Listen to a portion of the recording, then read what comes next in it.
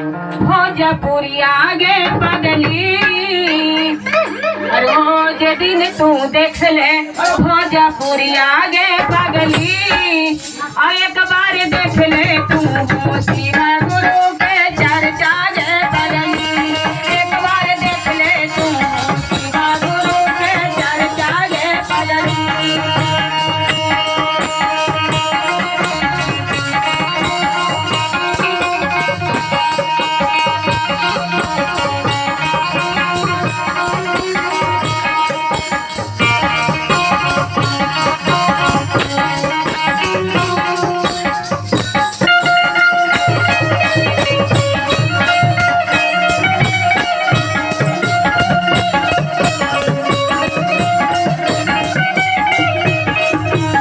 रोज दिन तू देख ले भोजपुरी आगे पगली। रोज दिन तू देख ले भोजपुरी आगे पगली। तो हर सोशल दिलवा जैताऊ काबारे में गे पगली। तो हर सोशल दिलवा जैताऊ काबारे में गे पगली।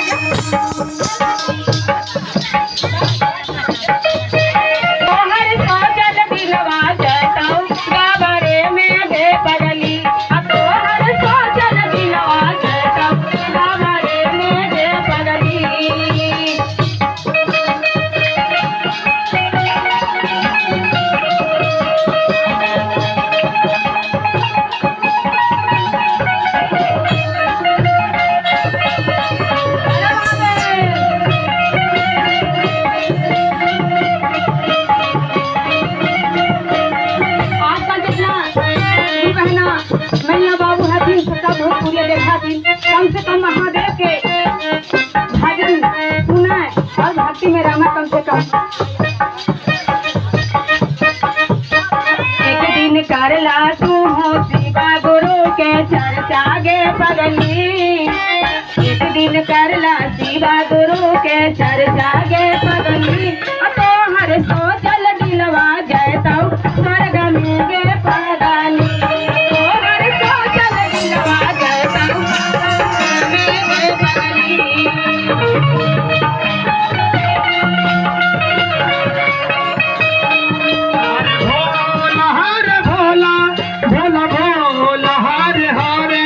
हर शिवा शिवा शिवा हरे हरे तोरा